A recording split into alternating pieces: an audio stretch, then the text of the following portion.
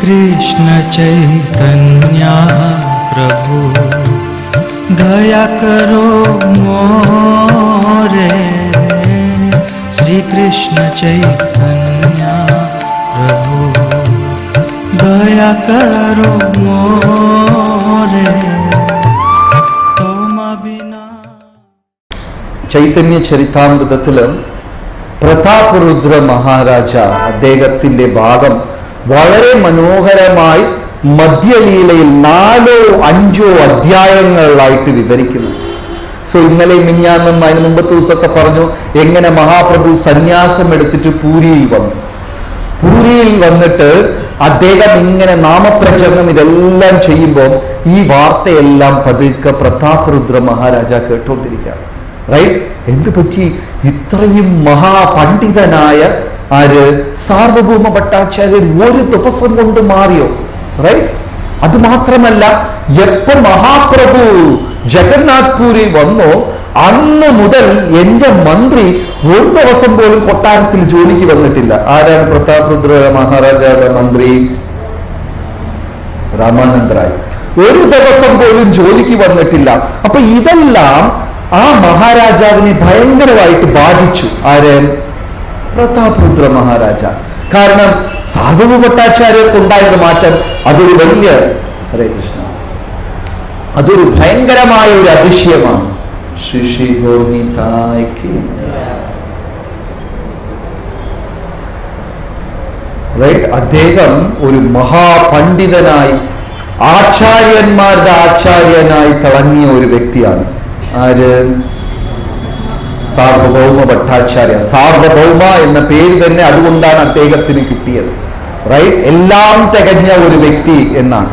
അപ്പൊ ആ സാർവഭൗമ ഭട്ടാചാര്യർക്ക് ഉണ്ടായിരുന്ന ഒരു മാറ്റം ചില ദിവസം കൊണ്ട്, ഈ ചൈതന്യ മഹാപ്രഭു എന്റെ രാജ്യത്തിൽ വന്ന ചില ദിവസം കൊണ്ട് ഈ മുഴുവൻ എന്താ പറയുക, ഈ ആചാര്യൻ മൊത്തത്തിൽ മാറി.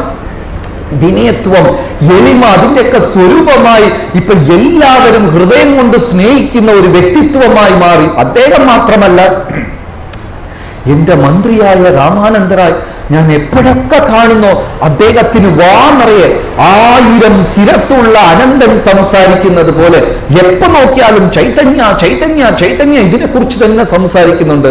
ഞാൻ ഈ രണ്ടുപേരെയും വിശ്വസിക്കുന്നുണ്ട്. ആ രണ്ടുപേരാ? സാർവഭൗമ ഭട്ടാചാര്യരും രാമാനന്ദരായ്. ഇപ്പൊ ഇവർ രണ്ടുപേരും എപ്പോഴും സദാ എന്താ പറയുന്നത്? അദ്ദേഹമാണ് ശ്രീകൃഷ്ണ ഭഗവാൻ, അദ്ദേഹമാണ് പരമസിദ്ധ്യൻ, അദ്ദേഹമാണ് സർവേശ്വരൻ.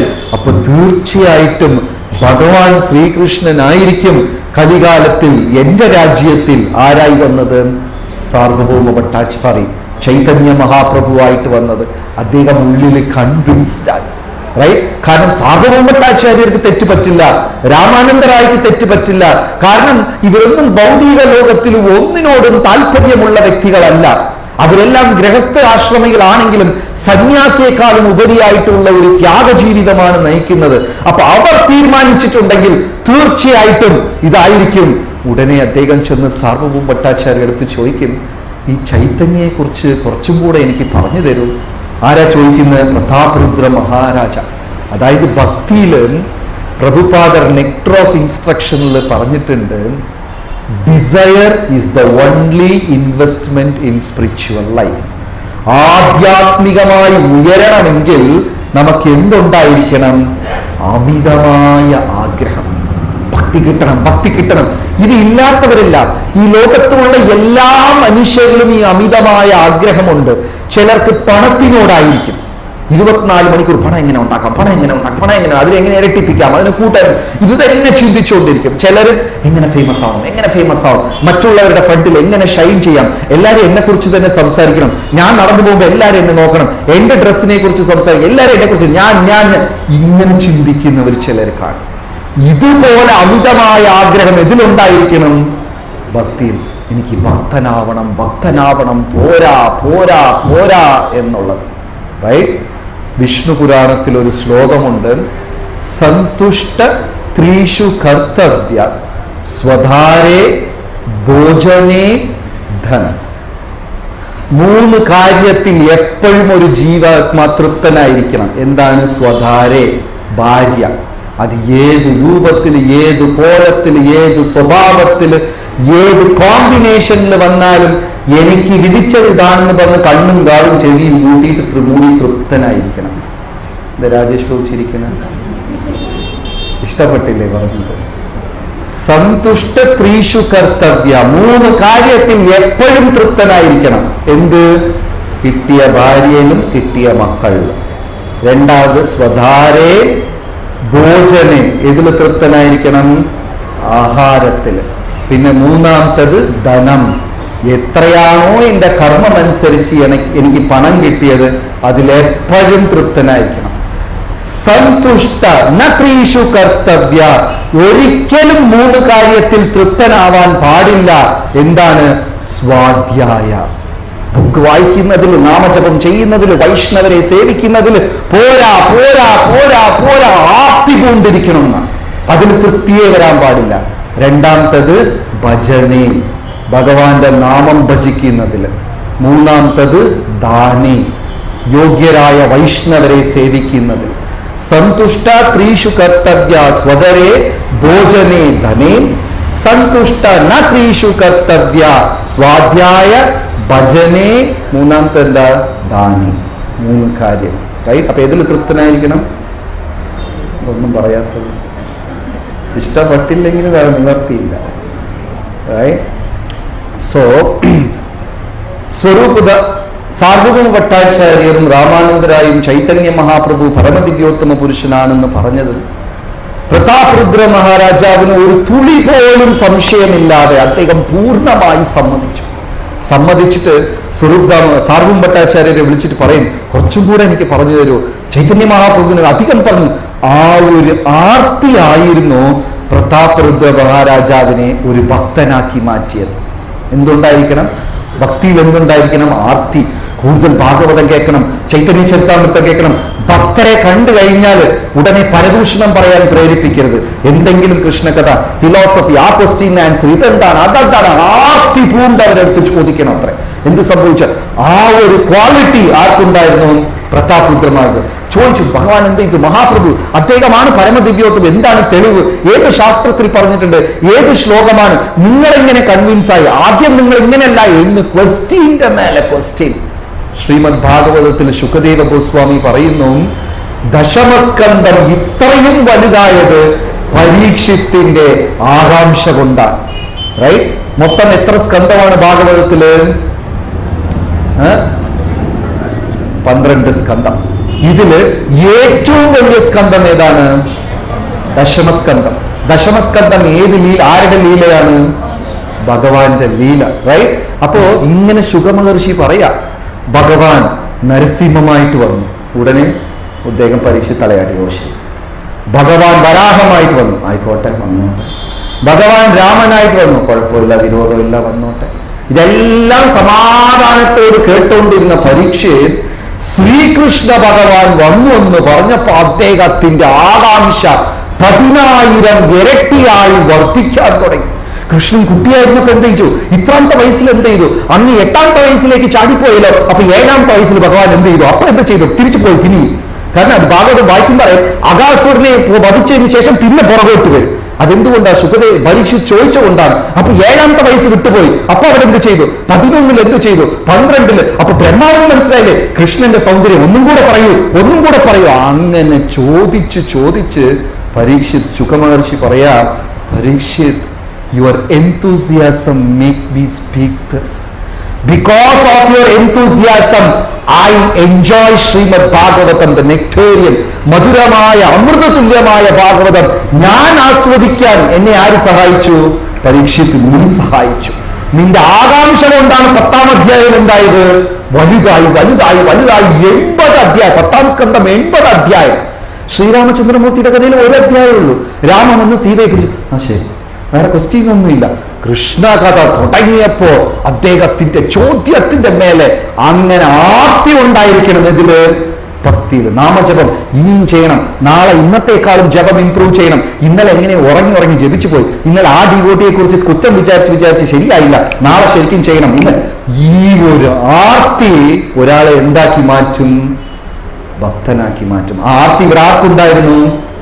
പ്രതാപരുദ്ര മഹാരാജ സന്തോഷ സ്വരൂപ് ദാമോദർ സാർവഭൗമ ഭട്ടാചാര്യർക്ക് ഉണ്ടായിരുന്ന സന്തോഷം ഒരു അനന്തൻ 1000 ശിരസിൽ സംസാരിക്കുന്നത് പോലെ മഹാപ്രഭുയുടെ കീർത്തികൾ മുഴുവനും സ്വരൂപ് സാർവഭൗമ ഭട്ടാചാര്യർ ചൈതന്യ പ്രതാപരുദ്ര മഹാരാജാവിന് പറഞ്ഞു കേൾപ്പിച്ചു. ഇതെല്ലാം കേട്ടപ്പോൾ രാമാനന്ദരായി വന്നു വളരെ വിനയത്വത്തോട് ഈ 2 മഹാപണ്ഡിതന്മാരും ആചാര്യന്മാരും ഭക്തന്മാരുടെ മുമ്പേ മുട്ടുകുത്തി പ്രതാപരുദ്രമാർ, അതായത് രാജ്യത്തിന്റെ ചക്രവർത്തിയാണ്. ഉത്കലദേശം, ബംഗാളദേശം, പിന്നെ കലിംഗ, അങ്ക, പിന്നെ എന്താ പറയുക ഇന്നത്തെ ഒഡീസ, ഇതെല്ലാത്തിന്റെയും ചക്രവർത്തി പ്രതാപരുദ്ര മഹാരാജ ഇവർ 2 പേരുടെ മുമ്പേ തലകുത്തി പ്രാർത്ഥിച്ചു, എന്നെ ഒരു തവണ ആ മഹാപ്രഭുവിന്റെ അനുഗ്രഹം എനിക്ക് മേടിച്ചു തരും. മഹാപ്രഭു എന്റെ രാജ്യത്തിൽ വന്നത് എന്തൊരു ഭാഗ്യമാണ്. അത് ഞാൻ ജീവിക്കുന്ന കാലത്തിൽ സർവേശ്വരനൊക്കെ വരാമെന്ന് പറഞ്ഞു കഴിഞ്ഞാൽ അദ്ദേഹത്തിന്റെ ഏറ്റവും പ്രിയങ്കരായ ഭക്തരോടാണ് ഞാൻ എന്നും സംസാരിക്കുന്നത്, എന്നും നിങ്ങളോടാ ഭക്ഷണം കഴിക്കുന്നത്, എന്തൊരു സൗഭാഗ്യമാണ്. ഒരു പ്രാവശ്യം അത് കേട്ടപ്പോ സാറും ഭട്ടാചാര്യക്കും രാമാനന്ദരായക്കും രാജാവും വൈഷ്ണവനായെന്നുള്ള സന്തോഷം. 2 പേരും ഓടി മഹാപ്രഭുവിന്റെ അടുത്ത് ചെന്നിട്ട് പറഞ്ഞു, അങ്ങ് ആരെല്ലാമോ നീചന്മാർക്കും പതീതന്മാർക്കും ഈ ലോകത്തിൽ വളരെ താഴെ കിടക്കുന്നവർക്കൊക്കെ അനുഗ്രഹം ചൊരിയുന്നുണ്ട്. നമ്മുടെ രാജാവ് പ്രതാപരുദ്ര മഹാരാജ സർവത്ര മംഗളഗുണങ്ങളുടെയും ഉറവിടം, ധർമ്മിഷ്ഠനാണ്. വാക്കുകൊണ്ടോ മനസ്സുകൊണ്ടോ ഒരു പരിശുദ്ധ ഹൃദയമുള്ളവനെയും വേദനിപ്പിക്കാൻ താല്പര്യപ്പെടാത്ത വ്യക്തി, അദ്ദേഹത്തിനെയും കൂടെ അനുഗ്രഹിക്കും. പക്ഷെ മഹാപ്രഭു കേട്ട ഭാവമേ നടിച്ചു. അത് സാർവഭൗമ ഭട്ടാചാര്യർക്കും രാമാനന്ദരായക്കും ഒരു അതിശയം ഉണ്ടാക്കി. കാരണം ഒരാൾ ഭക്തനാവുന്നു എന്ന് കേട്ടാൽ തന്നെ മഹാപ്രഭുവിന് വലിയ സന്തോഷമായിരിക്കും, അവരുടെ ഹൃദയത്തിന് ചേർത്ത് ആലിംഗനം ചെയ്യും. പക്ഷെ രാജാവ് ചക്രവർത്തി ഭക്തനായെന്ന് പറഞ്ഞിട്ട് പോലും മഹാപ്രഭു കേട്ട ഭാവം നടിച്ചില്ല. ഒരു പ്രാവശ്യം പറഞ്ഞു, 2ാമത്തെ പ്രാവശ്യം പറഞ്ഞു. വീണ്ടും ചെന്ന് രാമാനന്ദരായി ചോദിച്ചപ്പോ മഹാപ്രഭു പറഞ്ഞു, അമീ സന്യാസി, ഞാനൊരു സന്യാസിയാണ്. ലൗകിക ലോകത്തിൽ പണത്തിനോടും സ്ത്രീകളോടും ബന്ധമുള്ള വ്യക്തിയുടെ അടുത്ത് ഞാൻ ഇടപഴകാൻ പാടില്ല. ഞാൻ അങ്ങനെ ചെയ്താൽ ഈ ലോകം പുച്ഛിക്കും. അത് കേട്ടപ്പോ രാമാനന്ദരായക്കും സാർവഭൗമ ഭയങ്കര അതിശയം തോന്നി. രാജാവിന്റെ അടുത്ത് ആരൊക്കെയോ വന്ന് ദർശനം എടുക്കുന്നു, അവരിങ്ങനെ അധികം വൈഷ്ണവനായി. മഹാപ്രഭു പറഞ്ഞു, എന്നെ അധികം നിർബന്ധിക്കരുത്.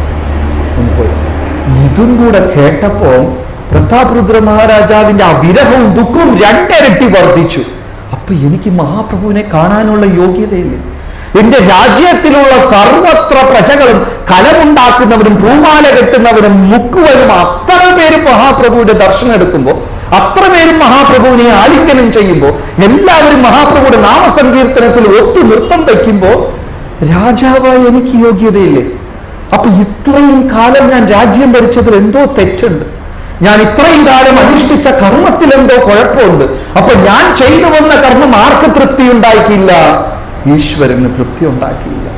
അപ്പൊ അദ്ദേഹം വിഷമിച്ച് വിലപിച്ച് കരയാൻ തുടങ്ങി. അപ്പൊ സമാധാനിപ്പിക്കാൻ വേണ്ടിയിട്ട് സാർവഭൗമ ഭട്ടാചാര്യ പറഞ്ഞു, വിഷമിക്കേണ്ട, നമുക്ക് ഇന്ന് വൈകുന്നേരം ഒരു പ്രത്യേക സ്ഥലത്ത് പോയി നിൽക്കാം. കാരണം ഇപ്പൊ ജഗന്നാഥ് സ്വാമിക്ക് അനവാസര സെറിമണിയാണ്. അതായത് രഥയാത്രയ്ക്ക് 15 ദിവസം മുമ്പേ പൂരിയില് എല്ലാവർക്കും കാണാൻ പറ്റും ജഗന്നാഥ് സ്വാമിയെ വെളിയിൽ കൊണ്ടുവന്ന് റോട്ടിൽ ഒരു വലിയ മണ്ഡപത്തിന്റെ മീതെ ജഗന്നാഥിനെ വെച്ച് നാട്ടുകാരെല്ലാം ഏകദേശം 1-2 ലക്ഷം ജനം കലവുമായിട്ട് വെള്ളം കൊണ്ടുവന്നിട്ട് എല്ലാവരെയും 15 ദിവസത്തിന് മുമ്പേ രഥയാത്രയ്ക്ക് ജഗന്നാഥ് സ്വാമിയെ കുളിപ്പിക്കും. ഈ ജഗന്നാഥ് പൂരിയിലും കൃഷ്ണ ഭഗവാന്റെ പൂജാ ആരാധന എന്ന് പറയുമ്പോൾ ഭയങ്കര വ്യക്തിത്വമുള്ള ഒരു പൂജാവിധിയാണ്. രാവിലെ എണീറ്റുടനെ ബ്രഷ് കൊടുക്കും പല്ല് തേക്കാൻ. എന്നും പുതിയ ബ്രഷാണ്. അതായത് ഒരു രാജാവിനെ എങ്ങനെ സേവിക്കുമോ അതേപോലത്തെ ഒരു മനോഭാവം. ഓരോ ദിവസം പുതിയ ബ്രഷാണ്. അതൊരു പ്രത്യേക വേപ്പമരം അതിലൊക്കെ മുക്കി വെച്ച് ഉണക്കി വെച്ച് അതിനെ തല്ലി ചതച്ച് ഫ്രണ്ടിൽ ബ്രഷ് പോലെ ആക്കി വെച്ച് ദിവസം ഒരു ബ്രഷ് പല്ല് തേക്കാൻ കൊടുക്കും. അത് കഴിഞ്ഞ് വാ കഴുകാൻ വെള്ളം കൊടുക്കും. അത് കഴിഞ്ഞാൽ ആദ്യം തിന്ന് നമുക്ക് വായൊക്കെ മണക്കാൻ വേണ്ടി ഒരു സാധനം കൊടുക്കും. റൈറ്റ്? അത് കഴിഞ്ഞ് ഭക്ഷണം കൊടുക്കും. അത് കഴിഞ്ഞ് വായ കഴിഞ്ഞാൽ വാ മണക്കാൻ ഇനി ഒരു സാധനം കൊടുക്കും. അങ്ങനെ ഒരു ദിവസം 10-50 പ്രാവശ്യം വിചാരിക്കും. കൈ ഉണങ്ങിയില്ല, കഴിക്കുക, അനുഗ്രഹിക്കുക. ചിലപ്പോൾ വലത്തെ കയ്യിൽ കഴിച്ച് ഇടത്തെ കയ്യിൽ അനുഗ്രഹിക്കും. ഫുൾ ടൈം ചാപ്പാട്ട് പ്രോഗ്രാമാണ്. ഇങ്ങനെ ഒരു ദൈവം ഉള്ളപ്പോൾ എന്തിനാണ് ആൾക്കാർ ഭക്തരാവാത്തത്? ഇല്ലേ? ഭക്തരായ അന്നബ്രഹ്മം ജഗന്നാഥിനെ പൂജിച്ചാൽ പിന്നെ ഒരിക്കലും പട്ടിണിയെ ഇരിക്കേണ്ടി വരില്ല. അത് നമ്മുടെ ആശ്രമത്തിൽ തെളിഞ്ഞ ചില കാര്യങ്ങളുണ്ട്. ചില ആൾക്കാർ ജഗന്നാഥ് ഭക്തന്മാർ, സുശാന്ത്, അനന്ത ബലദേവ്, ഇങ്ങനെ കുറച്ച് ആൾക്കാരൊക്കെ ഉണ്ട്. പട്ടിണിയെ ഇരിക്കേണ്ടി വരുന്നു. അത്രയും വ്യക്തിപരമായിട്ട് തണുപ്പ് കാലമാണെങ്കിൽ അങ്ങനെ ഈ കഞ്ഞിയിൽ മുഖ്യ വറപ്പുള്ള ഒരു വസ്ത്രം എടുത്തുകൊണ്ടുവന്ന് അങ്ങ് പുതയ്ക്ക്. So personal worship, right? ജഗന്നാഥിനെ വെളിയിൽ കൊണ്ടുവന്ന് നാട്ടുകാരും ഗ്രാമത്തിലുള്ളവരെല്ലാം കലമായിട്ട് വെള്ളം ലക്ഷക്കണക്കിന് ആൾക്കാർ കുളിപ്പിച്ച ഭഗവാൻ അവസരം ഉണ്ടാവും. അവരുടെ സങ്കല്പം, അവരുടെ വിശ്വാസം ഭഗവാന് പനി പിടിച്ചെന്നാണ്. 15 ദിവസം അമ്പലം തുറക്കില്ല. അപ്പൊ ഈ സമയത്ത് അനവാസര ഈ കാലഘട്ടത്ത് ചൈതന്യ മഹാപ്രഭുവിന് ജഗന്നാഥ് സ്വാമിയെ കാണാൻ പറ്റാത്തത് കൊണ്ട് വിരഹം കൊണ്ട് ഭഗവാന്റെ മഹാപ്രഭുയുടെ ശരീരം അങ്ങൊക്കെ തളയ്ക്കാൻ തുടങ്ങി, സെപ്പറേഷൻ കൊണ്ട്. അപ്പൊ അദ്ദേഹം എന്ത് ചെയ്യും? ദിവസവും 40 കിലോമീറ്റർ അകലെയുള്ള ഇനിയൊരു ക്ഷേത്രത്തിൽ ചെന്ന് ഭഗവാനെ തൊഴും. അങ്ങനെ തിരിച്ചു വരുന്ന വഴിക്ക് സാധു ഭട്ടാചാര്യ പ്രതാപരുദ്ര മഹാരാജാവിനെ കൊണ്ടുപോയി, ശരി എന്തോ കാരണമുണ്ട്, അങ്ങ് നീചനല്ല, അങ്ങ് താഴ്ന്നു പോയ വ്യക്തിയല്ല, മഹാപ്രഭു എന്തോ ലീലയാടാണ്, അതുകൊണ്ടാണ് അങ്ങേ കാണാൻ സമ്മതിക്കാത്തത്. നമുക്ക് ഇവിടെ ഒളിച്ചിരുന്ന് കാണാം. സന്ധ്യ ആവുമ്പോൾ മഹാപ്രഭുവും മറ്റു ഭക്തജനങ്ങളെല്ലാം അലാർനാഥ് ക്ഷേത്രത്തിൽ തൊഴുത് ദർശനം എടുത്ത് കീർത്തനം ചെയ്തു വരും, അത് കാണാൻ. ശരി, അതെങ്കിൽ അത് എന്ന് സമാധാനത്തോടെ പ്രതാപരുദ്ര മഹാരാജ സാധാരണ ഒരു പൗരനെ പോലെ ആലോചിച്ച് നോക്കണം. എളിമത്വം ഉയർന്ന ആൾക്കാർ കാണിക്കുക, സാധാരണ ആൾക്കാർ പിന്നെയും കാണിക്കും. രാജ്യത്തിന്റെ ചക്രവർത്തി കേവലം ഒരു സന്യാസിയുടെ ദർശനത്തിനായി വേഷഭൂഷങ്ങളെല്ലാം കളഞ്ഞ് സാധാരണ ജനങ്ങളിൽ ഒരാളായി സാറു ഭട്ടാചാര്യയുടെ കൂടെ കൂട്ടത്തിൽ നിന്ന് കാണാൻ തുടങ്ങി. നോക്കിയപ്പോ 100 കണക്കില് 1000 കണക്കില് വൈഷ്ണവർ 2 കൈയും ഉയർത്തി ഭഗവത് നാമം ജപിച്ച് കണ്ണുകളെല്ലാം നിറഞ്ഞ് കണ്ണീരും ചൊരിഞ്ഞ് നൃത്തം വച്ച് ഒരു ഭക്തൻ ഇനിയൊരു ഭക്തനെ ആലിംഗനം ചെയ്ത് മഹാപ്രഭുവും തുള്ളിച്ചാടി നൃത്തം. അത് കണ്ട പ്രതാപരുദ്ര മഹാരാജയുടെ വിഷമം ഇനിയും 10 ഇരട്ടിയായിട്ട് കൂടും. അറിഞ്ഞില്ലെങ്കിൽ കുഴപ്പമില്ല, ഇല്ലേ? നമുക്ക് തിന്നാൻ വിശന്നിരിക്കുമ്പോൾ കുറച്ച് തിന്നാൻ കൊടുത്ത് വാങ്ങിച്ചു വെച്ചാൽ മാറ്റി വെച്ചാൽ എങ്ങനെയിരിക്കും? അദ്ദേഹത്തിന്റെ ആ ഒരു മഹാപ്രഭുവിന്റെ കൂടെ സംസാരിക്കണം, മഹാപ്രഭുവിനെ ആലിംഗനം ചെയ്യണം, അദ്ദേഹത്തിന്റെ പാദസ്പർശനം, ഈ ഒരു ആകാംക്ഷ, ഈ ഒരു ആഗ്രഹം വർദ്ധിച്ച് സാർവഭൗമ ഭട്ടാചാര്യ എടുത്ത് പറഞ്ഞു, സാർവഭൗമ ഭട്ടാചാര്യ, ഇനി എനിക്ക് മഹാപ്രഭു ദർശനം തന്നില്ലെങ്കിൽ, മഹാപ്രഭു എന്നെ അനുഗ്രഹിച്ചില്ലെങ്കിൽ ഈ ജന്മം തന്നെ പാഴാണ് എന്ന് ഞാൻ വിശ്വസിക്കും, എന്ന് ഞാൻ സങ്കല്പിക്കും. ഒരു ക്ഷണം പോലും കാത്തിരിക്കില്ല. ഈ ശരീരത്തോട് ഞാൻ ചെന്നിട്ട് സമുദ്രത്തിൽ ചാടി ആത്മഹത്യ ചെയ്യും. ഇതിൽ യാതൊരു വ്യത്യാസവുമില്ല.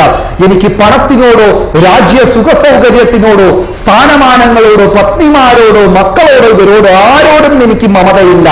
എനിക്ക് ഈശ്വരന്റെ കാരുണ്യം കിട്ടണം. മനുഷ്യനായി ജനിച്ച് ഈശ്വരൻ എൻ്റെ അടുത്ത് തൃപ്തിപ്പെട്ടില്ലെങ്കിൽ ഈ രാജാവായിരുന്ന എന്ത് കാര്യം? ഇത്രയും പണം ഉണ്ടായിട്ടുണ്ട്. ഇതെല്ലാം ക്ഷണം കൊണ്ട് ഞാൻ തൂക്കിക്കളഞ്ഞിട്ട് എവിടെ ചെന്ന് ചാടും? സമുദ്രത്തിൽ ചാടി ആത്മഹത്യ ചെയ്യും. അത് കേട്ടപ്പോ സാർവഭൗമ ഭട്ടാചാര്യർ പേടിച്ചു പോയി. കാരണം രുദ്ര മഹാരാജ സാധാരണ ആൾക്കാരെ പോലെ വെറുതെ സംസാരിക്കുന്ന വ്യക്തിയല്ല. അദ്ദേഹത്തിന്റെ വാക്കുകൾ ഓരോ ഇതിലും അർത്ഥമുണ്ടാവും. ഒരു വൈഷ്ണവൻ ആലോചിച്ച് കുറച്ചേ സംസാരിക്കുള്ളൂ. ആ കുറച്ച് സംസാരിച്ചാലും അതിൽ 100 അർത്ഥങ്ങൾ ഉണ്ടായിരിക്കും. ഒരു കാര്യമില്ലാത്തവരാണ് വെറുതെ രാവിലെ തൊട്ട് രാത്രി വരെ ഇങ്ങനെ വെറുതെ സംസാരിച്ചുകൊണ്ടിരിക്കും. പ്രഭമാതാജിയെ പോലെ വന്നില്ലേ? സൈലന്റ് ആയിരിക്കും. സോ പ്രതാപരുദ്ര മഹാരാജ അത്രയും സീരിയസ് ആയിട്ട് പറഞ്ഞപ്പം സാർവഭൗമ ഭട്ടാചാര്യ പേടിച്ചു. ഉടനെ സാർവഭൗമ ഭട്ടാചാര്യ, രാമാനന്ദറായ്, നിത്യാനന്ദ പ്രഭു, അദ്വൈതാചാര്യ, ഹരിദാസ് ഠാക്കൂർ എന്ന് ഉയർന്ന എല്ലാ ഭക്തന്മാരും കൂടി, രാജാവ് ഇങ്ങനെയാണ് പറഞ്ഞിരിക്കുന്നത്, ഇത് നമുക്ക് നിസ്സാരമായി എടുക്കാൻ പറ്റില്ല. മഹാപ്രഭു എന്തിനാണോ അനുഗ്രഹം കൊടുക്കാൻ ഇത്രയും താമസിപ്പിക്കുന്നത്? മഹാപ്രഭു ഒന്ന് അനുഗ്രഹിച്ചിരുന്നെങ്കിൽ, കാരണം ആ രാജാവ് എൻ്റെ അടുത്ത് സംസാരിച്ചപ്പോ അദ്ദേഹം തീരുമാനിച്ചിട്ട് സംസാരിച്ച പോലെയാ തോന്നിയത്. മഹാവൈഷ്ണവനാണ്, ധർമ്മിഷ്ഠനാണ്, പ്രജകളെടുത്ത് അത്യന്തം സ്നേഹമുള്ള വ്യക്തിയാണ് എന്നൊക്കെ ഇവർ കൂടിച്ചർച്ച. ഉടനെ നിത്യാനന്ദ പ്രഭു പറഞ്ഞു, നമുക്കെല്ലാവർക്കും പോയി ഒരിക്കൽ കൂടെ മഹാപ്രഭുവിൻ്റെ അടുത്ത് അപേക്ഷിക്കാം. അപ്പൊ അവരെല്ലാം മഹാപ്രഭുവിൻ്റെ അടുത്ത് പോയി. മഹാപ്രഭുവിൻ്റെ അടുത്ത് വീണ്ടും വീണ്ടും പാദത്തിൽ വീണ് നമസ്കരിച്ച് പ്ലീസ്, ഇത് വളരെ ഇമ്പോർട്ടൻ്റ് ആണ്. ഭഗവാന്റെ അടുത്ത് ആർക്കും നേരിട്ട് പോകാൻ പറ്റില്ല. പരംബ്രഹ്മ പരംധാമ പവിത്രം പരമം ഭവാൻ പുരുഷം ശാശ്വതം ദിവ്യം ആദിദേവം അജന്തിവം. പരമമാണ് ഭഗവാൻ, പരബ്രഹ്മമാണ്. The topmost, the purest, the highest, the esteem, the sublime, എല്ലാത്തിലും ഉപരിയായിട്ടുള്ള ഒരു വ്യക്തിയാണ് ആര്? ഈശ്വരൻ. താഴെ നീചമായ അവസ്ഥയിൽ കിടക്കുന്ന, പണത്തിനോടും സുഖസൗകര്യത്തിനോടും സ്ഥാനമാനങ്ങളോടും അഹങ്കാരത്തിൽ പെട്ടുകിടക്കുന്ന ജീവാത്മാക്കൾക്ക് ആർക്കും തന്നെ നേരെ എവിടെ പോകാൻ പറ്റില്ല? ഈശ്വരന്റെ അടുത്ത് പോകാൻ പറ്റും. നമ്മൾ ഓരോരുത്തരും നല്ല ഡിവോട്ടിയാണെന്ന് മറ്റ് ഡിവോട്ടീസ് ചിന്തിച്ചാൽ മാത്രമേ എനിക്ക് ഭക്തി ഉണ്ടാകത്തുള്ളൂ. ഒരു നിമിഷം നമ്മൾ മൗനമായിട്ട് ആലോചിച്ച് നോക്കുക, ഞാൻ നല്ല ഡിവോട്ടിയാണെന്ന് എത്ര ഡിവോട്ടിമാർ ചിന്തിക്കും നമ്മൾ ഓരോരുത്തരെ കുറിച്ച്? ഇപ്പൊ ഞാൻ കണ്ണടച്ച് ആലോചിച്ചാൽ എനിക്ക് കിട്ടുന്ന ആൻസർ ഒരു മനുഷ്യനും ചിന്തിക്കില്ല. എല്ലാവരും പറയും ജഗത് സാക്ഷി ഫ്രോഡാണ്. റൈറ്റ്? നമ്മളെ ഓരോരുത്തരെ കുറിച്ച് എത്ര ഭക്തന്മാർ നല്ലത് ചിന്തിക്കും?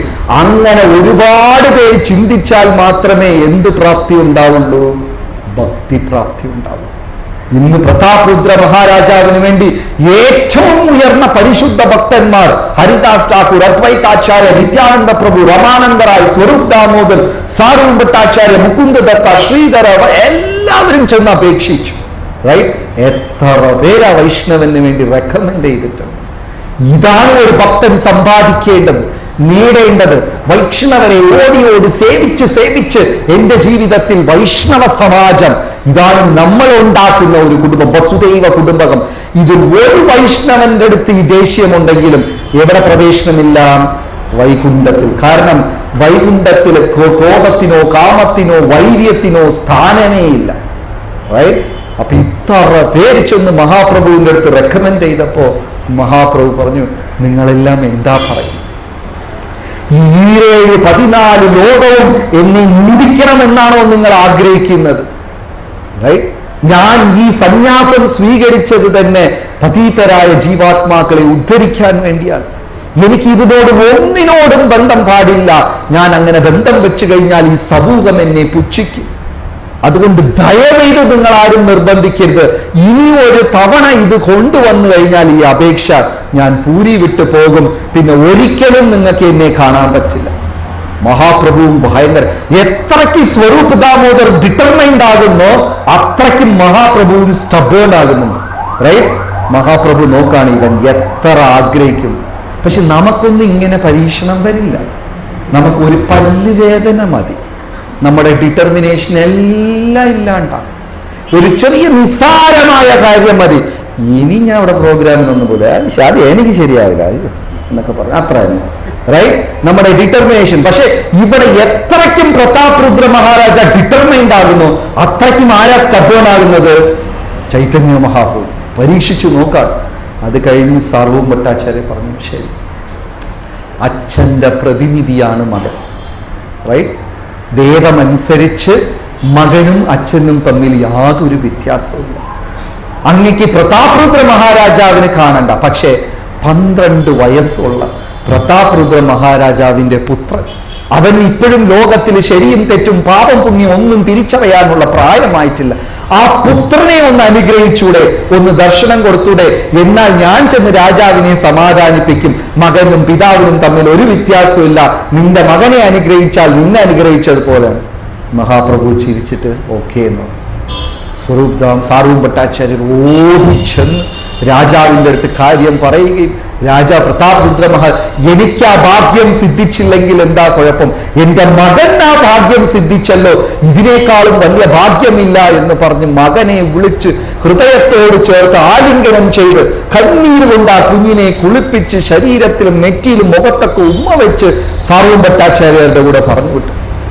മഹാപ്രഭുവിനും പ്രതാപരുദ്ര മഹാരാജാവിന്റെ അടുത്ത് അത്യന്തം ഭക്തി ഉണ്ടെങ്കിലും മഹാപ്രഭു എന്താ ചെയ്യുന്നത്? അത് ഹലോ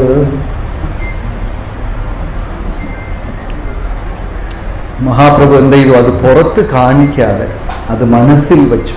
പക്ഷേ പ്രതാപരുദ്ര മഹാരാജാവിന്റെ പുത്രൻ വന്ന നിമിഷം മഹാപ്രഭു ഇത്ര നേരം അടക്കി വെച്ചിരുന്ന ആ സ്നേഹം, വാത്സല്യം, ആ പ്രേമം, ഇതെല്ലാം കൂടെ ആ കുഞ്ഞിനെ 12 വയസ്സ് മകനെ പെട്ടിച്ച് ആലിംഗനം ചെയ്ത് കണ്ണീര് കൊണ്ട് കുളിപ്പിച്ച് കയ്യും ശരീരമെല്ലാം ചന്ദനമെടുത്ത് പുരട്ടി ഹരി ഹരി ഹരി എന്ന് നിലവിളിക്കാൻ തുടങ്ങി.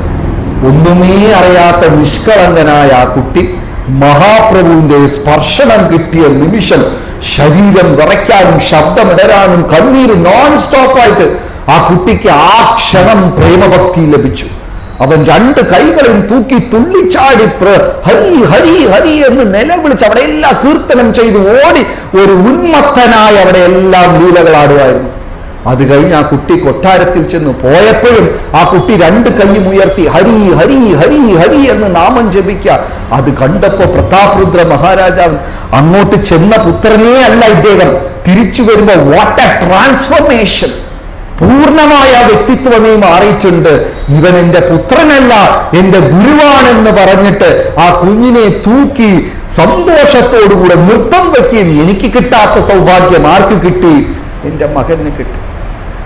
എന്നാലും എപ്പോഴൊക്കെ സമയം കിട്ടുമോ അപ്പോഴെല്ലാം പതുക്കെ നിത്യാനന്ദ പ്രഭു ചെന്ന് ചെറുതായിട്ട് പറയും, ഒന്ന് പ്രതാപരുദ്ര മഹാരാജാവിനെ കണ്ടൂടെ? ഈ ലോകത്തിലുള്ള സർവത്ര ജീവാത്മാക്കൾക്കും അറിയാം ആരാണ് അദ്ദേഹം, വൈഷ്ണവനാണ്.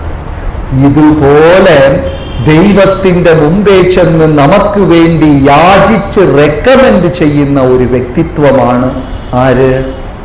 സ്പിരിച്വൽ മാസ്റ്റർ, ആധ്യാത്മിക ഗുരു. ചെന്ന് ഈശ്വരന്റെ മുമ്പേ ഉടനെ യമൻ നടുക്ക് കയറി പറയും, ചൊവ്വാഴ്ച ഉള്ളി കഴിച്ചല്ലോ. ഉടനെ ഗുരു പറയും, ഉള്ളി കഴിച്ചാലും ആ വ്യക്തി ഇനിയും പ്യോറാണ്. അല്ലല്ലോ, കഴിഞ്ഞ ജന്മത്തിൽ അങ്ങനെ ചെയ്തല്ലോ, ഉറങ്ങിയിട്ടേ ജപിച്ചല്ലോ. ഒരു യോഗ്യതയും ഇല്ലാത്ത ജീവാത്മാവിന് വേണ്ടി ഈശ്വരന്റെ മുമ്പേ ചെന്നിട്ട് അപേക്ഷിച്ച് അവന് മോക്ഷം. അതുകൊണ്ടാണ് പ്രഭുപാദർ പറഞ്ഞത്, നിങ്ങൾ എത്രയും കാലം ഭൗതിക ലോകത്ത് കിടക്കോ അത്രയും കാലം എനിക്ക് തിരിച്ചു വരേണ്ടി വരും. What A commitment spiritual master. ആധ്യാത്മിക ഗുരുവിന് ആ ശിഷ്യനോടുള്ള ഒരു കടപ്പാട്, റൈറ്റ്? ഇത്ര ആൾക്കാരാണ് മഹാപ്രഭുവിന്റെ അടുത്ത് റെക്കമെൻഡ് ചെയ്യുന്നത്. ആർക്ക് വേണ്ടി? പ്രതാപരുദ്ര മഹാരാജ്. അങ്ങനെ ഗുണ്ടിച്ചാമാർജനം. അപ്പൊ ഒരു തവണയെങ്കിലും മഹാപ്രഭുയുടെ ദർശനം കിട്ടുമല്ലോ എന്ന് ആഗ്രഹിച്ച് പ്രതാപരുദ്ര മഹാരാജ, എത്ര പേര് ജഗന്നാഥ് പുരി പോയിട്ടുണ്ട്? കുറെ പേര് പോയിട്ടുണ്ട്. അവിടെ ഗുണ്ടിച്ച ക്ഷേത്രത്തിന്റെ മുന്നേ അവിടെ ഇറങ്ങി വലത്തോട്ട് തിരിഞ്ഞ് ഒരു 100 മീറ്റർ നടന്നാലും എന്ത് സരോവരം? ഒരു ബിഗ് പോയിന്റ്. ഗുണ്ടിച്ച ക്ഷേത്രം, അതിന്റെ വെളിയിൽ ഒരു നരസിംഹപ്പള്ളി നരസിംഹ ക്ഷേത്രം, അത് കഴിഞ്ഞാൽ ഒരു ഹ്യൂജ് സരോവരമുണ്ട്, ഇന്ദ്രദ്യുമ്ന സരോവർ. യെസ്, ഇന്ദ്രദ്യുമ്ന സരോവർ. ആ സരോവരത്തിൽ ഇരുന്ന് അന്ന്, കാരണം വർഷത്തിൽ ഒരു തവണയും ചൈതന്യ മഹാപ്രഭു ഈ ഗുണ്ടിച്ച ക്ഷേത്രത്തിന് വരുള്ളൂ. ഉടനെ അന്ന് മഹാപ്രഭു ചെന്നിട്ട് ഗുണ്ടിച്ച ക്ഷേത്രം എന്താ പറയാ തുടച്ച് വൃത്തിയാക്കുക. ഇത് വളരെ ഇമ്പോർട്ടൻ്റ് ആണ്. നമ്മൾ രാവിലെ മംഗളാരത്തിയിൽ പാടുന്ന 4ാമത്തെ പദ്യം എന്താണ്? ആ ലൈൻ വരൂല്ലേ, മന്ദിരമാർജനാഥോ. അതേത് പദ്യത്തില? ശ്രീവിഗ്രഹാര ധനനിത്യനാന ശൃംഗാര തന്മന്ദിരമാർജനാഥോ. അതായത് ഭക്തിയുടെ ഗ്രന്ഥങ്ങളിൽ വലിയ ഒരു നിലയായിട്ടാ പറയുന്നത് ഏതാണ്? അമ്പലം തൂത്ത് വൃത്തിയാക്കുക എന്നുള്ളത്. നമ്മുടെ കോൺസെപ്റ്റില് ഈ ലോകത്തിൽ വേസ്റ്റ് ആയിട്ടുള്ള ആൾക്കാർ, ഒരു ജോലി മര്യാദയ്ക്ക് ചെയ്യാൻ അറിഞ്ഞുകൂടാത്തവർ, ഇവരെയൊക്കെ എന്താണ് എന്താക്കണത്? തൂപ്പുകാരാക്കണം, അല്ലേ? നല്ല ഏതെങ്കിലും കോർപ്പറേഷനിൽ ഇന്റർവ്യൂ BE പഠിച്ചിട്ടുണ്ടോ? അങ്ങനെയാ വിളിക്കുന്നത്. ഒരു വേസ്റ്റ് സാധനങ്ങളെയാണ് എന്താക്കുന്നത്? തൂപ്പുകാരാക്കുന്നത്. പക്ഷെ ആധ്യാത്മികമായി ഈശ്വരന്റെ ക്ഷേത്രം തൂത്തു തുടയ്ക്കുന്ന ഒരു വ്യക്തി ഉയർന്ന വ്യക്തിയാണ്. അന്ന് ആരാണ് ജഗന്നാഥ് സ്വാമിയുടെ ക്ഷേത്രം തൂക്കാൻ വൃത്തിയാക്കാൻ പോയത്? ചൈതന്യ മഹാപ്രഭു. അത് കേട്ടപ്പോ പൂരിയിലും പരിസരത്തുണ്ടായിരുന്ന ഗ്രാമത്തിലും മറ്റു എല്ലാ വൈഷ്ണവരും ഒത്തുകൂടി. രഥയാത്രയ്ക്ക് ഉണ്ടായ തിരക്കെന്നുണ്ടായിരുന്നു ക്ഷേത്രം വൃത്തിയാക്കാൻ. 100 കണക്കില് 1000 വൈഷ്ണവർ, അത്രയും പേര് ക്ഷേത്രത്തിൽ കയറി. എന്ന് വെച്ചാൽ ഇത്രയും പേര് വരെ അവർക്ക് ഒരു ചെറിയ സ്ഥലം കിട്ടിയാൽ മതി വൃത്തിയാക്കാൻ. അതിന് തന്നെ രാവിലെ തൊട്ട് വൈകുന്നേരം വരെ വൃത്തി. അവരെ മുഖം കാണുന്നത്രയ്ക്കും. കാരണം അടുത്ത സേരിയിൽ ഇനിയൊരാളുണ്ട്, സേവനം കിട്ടാൻ അവസരമില്ല, അത്രയും ജനം. രാജാവ് എന്ത് ചെയ്തു? അദ്ദേഹത്തിന്റെ പട്ടാളത്തിനെ മുഴുവനും വിളിച്ചുകൊണ്ടുവന്ന് ഗുണ്ടിച്ച ക്ഷേത്രത്തിൽ നിന്ന് വരിവരിയായി സൈന്യത്തിനെ ഇന്ദ്രദ്യുമ്ന സരോവരം വരെ നിർത്തി ചൂലും അവിടെ നിന്ന് കലത്തിൽ വെള്ളം കോരി ട്രാൻസ്ഫർ ചെയ്ത് അന്ന് ഒരു ജലപ്രവാഹമായിരുന്നു. ഏതിന്റെ അകത്ത്? ഗുണ്ടിച്ച ക്ഷേത്രത്തിനകത്ത്. ചൈതന്യ മഹാപ്രഭു, അതായത് മഹാപ്രഭു പറഞ്ഞു, ഇന്ന് ആരാണോ മാക്സിമം ചവർ ഈ ക്ഷേത്രത്തിൽ നിന്ന് കളക്ട് ചെയ്യുന്നവർ, അവരുടെ ഹൃദയത്തിൽ നിന്ന് അത്രയും അഴുക്ക് മാറിക്കിട്ടും. അപ്പൊ ക്ഷേത്രം, മതില്, ചുമര്, തൂണിന്റെ ഇടുക്ക്, അതിന്റെ ഇടയ്ക്കുള്ള കാർവിങ്, അതിന്റെ അകം, ഇനി ഒരു സ്പേസ് ഇല്ല. തുടച്ച സ്ഥലം തന്നെ തുടച്ചു വെള്ളം കൊണ്ട് കഴുകി ഓരോ സ്ഥലത്തിലും അവരെ മുഖം കാണാൻ പറ്റും. അത്ര ഒരു സന്തോഷം. എത്രയും ആത്മാർത്ഥമായിട്ട് അവർ ഗുണ്ടിച്ചാമാർജനം ക്ഷേത്രം തുടയ്ക്കുന്നു, അത്രയ്ക്കും എന്താണെന്ന് വിശദീകരിക്കാൻ പറ്റാത്ത ഒരു ആനന്ദം അവരുടെ ഹൃദയത്തിനകത്തുണ്ടായി. ചിലർ തുടച്ചുകൊണ്ടേ കരയുന്നു, ചിലർ തുടച്ചുകൊണ്ടേ ചിരിക്കുന്നു, ചിലർ തുടച്ചുകൊണ്ടേ നിലവിളിക്കുന്നു, ഹരി ഹരി എന്ന്. എന്തെല്ലാമോ അവിടെ സംഭവിച്ചു. ചൈതന്യ മഹാപ്രഭു ശ്രീകോവിൽ കഴുകിക്കൊണ്ടിരിക്കുക. സ്വന്തം കൈപ്പട സർവേശ്വരൻ വന്ന് ക്ഷേത്രത്തിന്റെ ആ മണ്ഡപം, he was scrubbing the floor of Jagannath, തുടച്ച് എടുത്ത് അദ്ദേഹം അംഗവസ്ത്രം, മഹാപ്രഭു തന്റെ അംഗവസ്ത്രം എടുത്തിട്ട് ഓരോ ചെറിയ ഇഞ്ച് വരെ തുടച്ചു. ഉടനെ രാജാവ് വെള്ളം കൊണ്ടുവരാം, പ്രതാപരുദ്ര മഹാരാജ ഇന്ദ്രദ്യുമ്ന സരോവരത്തിൽ നിന്ന് വെള്ളം കൊണ്ടുവരാം, വെള്ളം കോരി കൊണ്ടുവന്ന് ഒഴിക്കുക. ഈ ഒരു അവസരം ഉപയോഗിച്ചിട്ട് ചില വൈഷ്ണവർ എന്ത് ചെയ്തു, പതുക്കെ മഹാപ്രഭുയുടെ മേലെ ഒഴിച്ചു കൊടുത്തു. റൈറ്റ്, ആ വെള്ളം താഴോട്ട് വരുമല്ലോ. ഒരു ഭക്തൻ എന്ത് ചെയ്തു, മനഃപൂർവ്വം കാലിൽ ഒഴിച്ചു, ഒരാൾ ദേഹത്തിൽ ഒഴിച്ചു. മഹാപ്രഭു അവരെ നോക്കി ചിരിച്ചു. അപ്പൊ എന്താണ്, മഹാപ്രഭു ഗ്രീൻ സിഗ്നൽ തന്നു എന്നറിയാം, ദേഷ്യപ്പെട്ടില്ലെന്നറിയാം. പറയണോ ഹരേ കൃഷ്ണക്കാരൻ? കംപ്ലീറ്റ് മഹാപ്രഭുവിന്റെ വേറെ വെള്ളം തിരിക്കും, ചിലർ പന്നീര് തളിക്കുകയും, ചിലർ ചന്ദനം എടുത്തെറിയുകയും, പുഷ്പങ്ങൾ എടുത്തെറിയും, പുഷ്പഹാരം എറിയുകയും. അതൊരു എന്താ പറയാ, അമ്പലം വൃത്തിയാക്കുന്നത് ഒരു ഉത്സവമായി മാറും. റൈറ്റ്? ശ്രീ ഗോർണിതായ്ക്ക് ഓരോ ഈശ്വര സേവനവും ഇങ്ങനെ ഉത്സവമായി മാറിക്കഴിഞ്ഞാൽ പിന്നെ അതിനൊരു അതിരുണ്ടാവില്ല. They were all throwing water, splashing water, വെള്ളം കോരി അട്ടിക്കുന്നു, അത് ചെയ്യുന്നു, ഇത് ചെയ്യുന്നു. പ്രതാപരുദ്ര മഹാരാജ ദൂരത്തിരുന്ന് വന്ന്, എനിക്കും അതിലൊരു പങ്കാവാൻ സാധിക്കുന്നില്ലോ, പങ്കുവഹിക്കാൻ സാധിക്കുന്നില്ലല്ലോ, എന്തെല്ലാം അവർ ഈശ്വരനോട് ചെയ്യുന്നു. അങ്ങനെ വെള്ളം കോരി ഒഴിച്ചിട്ട് മഹാപ്രഭുയുടെ ദേഹത്തിൽ നിന്ന് വെള്ളം ഒഴുകി താഴോട്ട് വരുമ്പോൾ അതുകൊണ്ട് കുടിക്കാൻ 4 വൈഷ്ണവർ അതിനെ കയ്യിൽ പിടിച്ച് കുടിക്കാൻ. കുടിച്ച ഓരോ വൈഷ്ണവനും ഉന്മത്തനായി നൃത്തം വെച്ച് ചിലരിങ്ങനെ ആകാശത്ത്, ഫോർ സോമർസോൾട്ട്, ബൾട്ടി, കരണം പറയുക, ചിലരെല്ലാം അങ്ങനെ കുത്തി മറയും, തലകുത്തുന്നത് എല്ലാം ഭ്രാന്തായി. So they were cleaning and clean ചെയ്ത് അവസാനം ആ ക്ഷേത്രത്തിന്റെ ഓരോ മൂലമുടും ഡാസ്ലിംഗ്, സ്പാർക്ലിംഗ് ക്ലീൻ, അത്ര തിളങ്ങുന്നു. അത് കഴിഞ്ഞിട്ട് മഹാപ്രഭു പറഞ്ഞു, നമുക്കെല്ലാം ഇന്ദ്രദ്യുമ്ന സരോവരത്തിൽ ചെന്ന് കുളിക്കാം. പറയേണ്ട താമസം. റൈറ്റ്? എല്ലാ ഡിവോട്ടീസും ചെന്ന് വെള്ളത്തിലെടുത്ത് ചാടി. 80 വയസ്സായ അദ്വൈതാചാര്യരും 70 വയസ്സായ ശ്രീവാസ് ഠാക്കൂറും കൊച്ചു കുട്ടികളെ പോലെ വെള്ളം കോരി ഒരാൾ ഇന്നൊരാളുടെ മുഖത്തടിക്കുക, ഇന്നൊരാളോട് അദ്വൈതാചാര്യരുടെ തോളിൽ നിത്യാനന്ദ പ്രഭു കയറി എന്ന് തലകുറ്റി വീഴുക. റൈറ്റ്? 80 വയസ്സായി. അവരവരുടെ പ്രായം മറന്നു, അവരുടെ സ്ഥാനം മറന്നു, അവരുടെ ഭാവം മറന്നു. മഹാപ്രഭുവിന്റെ മീതെ വെള്ളം കോരി. ഇതെല്ലാം ദൂരെ നിന്ന് ഒന്നുമേ എനിക്ക് അനുഭവിക്കാൻ പറ്റുന്നില്ലല്ലോ എന്ന് വിരഹത്തോട് നിന്ന് നോക്കിക്കൊണ്ടിരിക്കുക. ആര്? പ്രതാപരുദ്ര മഹാരാജ. അദ്ദേഹത്തിന്റെ കണ്ണിൽ നിന്ന് മാത്രം കണ്ണീര് വരുന്നു. എന്ത് പാപം ചെയ്തിട്ടാണോ മഹാപ്രഭു എന്നെ അനുഗ്രഹിക്കാത്തത്, എനിക്കൊരു ദർശനം തരാത്തത് എന്നൊക്കെ നിരന്തരം. അതിന്റെ അടുത്ത ദിവസം രഥോത്സവമായി. അന്ന് പ്രതാപരുദ്ര മഹാരാജാവിക്ക് മനസ്സുകൊണ്ട് തീരുമാനിച്ചു, ഇന്ന് ജഗന്നാഥ് സ്വാമിയുടെ രഥോത്സവം. ഞാൻ എന്നാൽ കഴിയുന്ന അത്ര സേവനവും ഈ രഥോത്സവത്തിൽ ചെയ്യും. ഇന്ന് സന്ധ്യ വരെയും മഹാപ്രഭു എനിക്ക് ദർശനം തന്നിട്ടില്ലെങ്കിൽ ഞാൻ സമുദ്രത്തിൽ വീണ് ആത്മഹത്യ ചെയ്യും. ആര് തീരുമാനിച്ചു? പ്രതാപരുദ്ര. ഉടനെ അദ്ദേഹം ചെന്ന് രഥത്തിന്റെ മുമ്പേ ചെന്ന് ചൂലും എടുത്ത് ആ മുഴുവൻ രാജവീതിയും തുടച്ചു വൃത്തിയാക്കി. ഇന്നും ജഗന്നാഥ് രഥോത്സവം നടക്കുമ്പോ ഭക്തന്മാരെല്ലാം ചടങ്ങിന് വേണ്ടി ചൂലിങ്ങനെ ആട്ടും. ആക്ച്വലി അങ്ങനെ ഇതൊരു ചടങ്ങല്ല. ഭഗവാൻ രഥത്തിൽ വരുന്നു എന്ന് പറഞ്ഞിട്ട് ചൂലുകൊണ്ട് ആ മുഴുവൻ നഗര വീതികളെല്ലാം തൂത്ത് വൃത്തിയാക്കുക. അല്ലാതെ വെറുതെ ചടങ്ങിനാട്ടുന്ന പരിപാടിയല്ല അത്. ആക്ച്വലി പ്രതാപരുദ്രമാർ ആക്ച്വലി എനിക്ക് സംഭവിച്ചു. ഒരു 7-8 കൊല്ലത്തിന് മുമ്പേ നമ്മുടെ പാറശാലയിൽ രഥയാത്ര നടന്നു. അപ്പൊ അവിടെ ഈ ചടങ്ങുണ്ട്, ചൂലെടുത്ത് ആട്ടുന്ന പരിപാടി. അപ്പൊ ഞാനൊരു ആവേശത്തിൽ ഇത് റോഡൊക്കെ ക്ലീൻ ചെയ്യാൻ തുടങ്ങി. എനിക്ക് ഇപ്പോഴും ഓർമ്മയുണ്ട്. ആ ഫ്രണ്ടിലിരുന്ന മരുന്ന് കടക്കാരൻ എന്നെ വിളിച്ചിട്ട്, സ്വാമി ആ ചവറിൽ ഒന്നങ്ങ് മാറ്റിയേക്ക്. എങ്ങനെ ഇരിക്കും നമുക്ക്? സീരിയസ് ആയിട്ട് അയാൾ വിളിച്ച് പറയാം. അയാൾ വിചാരിച്ച് ഞാൻ അവിടെ പറമ്പൊക്കെ തൂക്കാണ്. ആ മരുന്ന് കടയുടെ ഫ്രണ്ടിൽ ഇരുന്ന ചവറ് ഞാൻ അപ്പുറത്ത് തൂക്കുന്നതുകൊണ്ട് വിളിച്ച്, സ്വാമി ഈ ചവറും കൂടെ അങ്ങ് മാറ്റിയേക്കാണ്. റൈറ്റ്?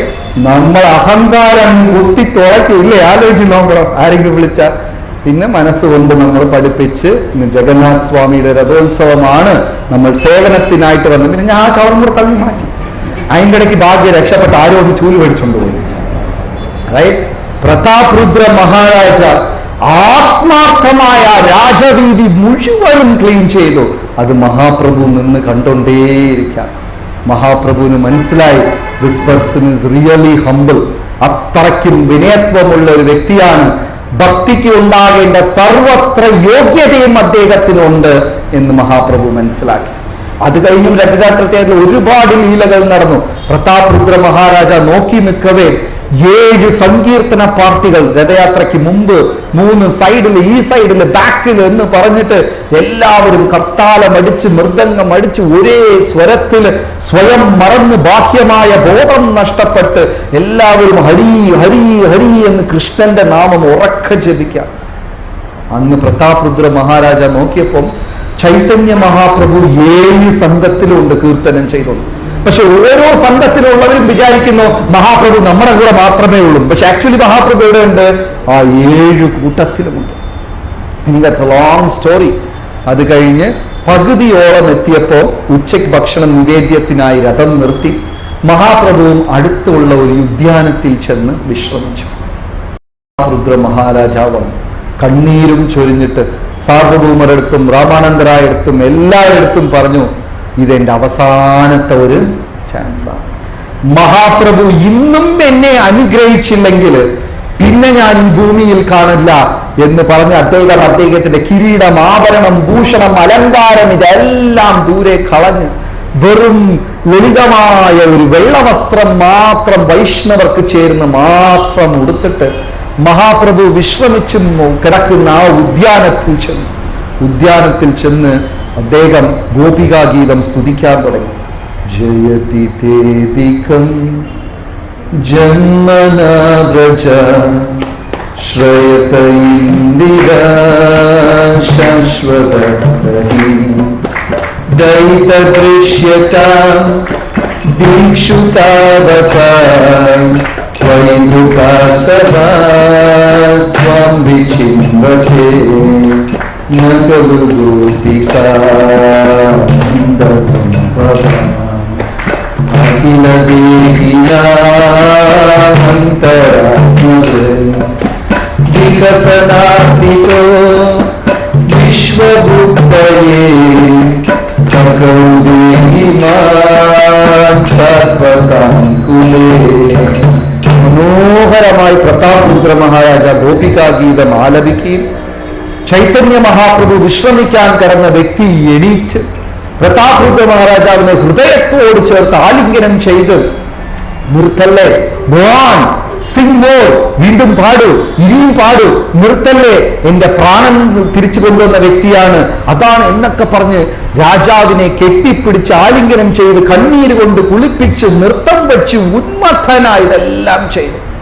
മനസ്സ് നിറയെ പ്രതാപരുദ്ര മഹാരാജ മഹാപ്രഭുയുടെ അനുഗ്രഹം എല്ലാം മേടിച്ച് രഥം തുടങ്ങാനുള്ള സമയമായപ്പോ അദ്ദേഹം കൈ തൊഴുത് നമസ്കരിച്ചിട്ട് പൂർണ്ണ തൃപ്തിയോട് പ്രതാപരുദ്ര മഹാരാജ അവിടെ നിന്ന് പോയി. മഹാപ്രഭു ബോധം കെട്ട പോലെ വീണ്ടും. അത് കഴിഞ്ഞ് മഹാപ്രഭു എണീറ്റു. ഞാൻ പ്രതാപരുദ്രനെ കണ്ടു, അനുഗ്രഹിച്ചു എന്നുള്ളത് ആരെടുത്തും പറഞ്ഞില്ല. മഹാപ്രഭു ബോധപൂർവമാണ് ചെയ്തതെന്ന് ഭക്തന്മാർ അറിഞ്ഞിട്ടും അവരും ചിരിച്ചിട്ട് മഹാപ്രഭുവിന്റെ അടുത്ത് ചോദിച്ചതുമില്ല. മഹാപ്രഭു അതിന് രഹസ്യമായിട്ട് തന്നെ വെക്കാനും ശ്രമിച്ചു. അങ്ങനെ അന്ന് ആർക്ക് അനുഗ്രഹം കിട്ടി? പ്രതാപരുദ്ര മഹാരാജാവ്. സോ ഭക്തിയില് ഞാൻ വീണ്ടും തുടങ്ങിയ സ്ഥലത്ത് തന്നെ പോകാം. ഏത് ഭാവത്തിൽ നാമം ജപിക്കണം? എളിമയും പിന്നെ സഹിക്കാനുള്ള ശക്തിയും. ആ ഭാവത്തിൽ ആത്മാർത്ഥമായി ഭഗവത് നാമം ജപിക്കുമെങ്കിൽ അവർക്ക് കൃഷ്ണഭക്തി ഉറപ്പാണ്.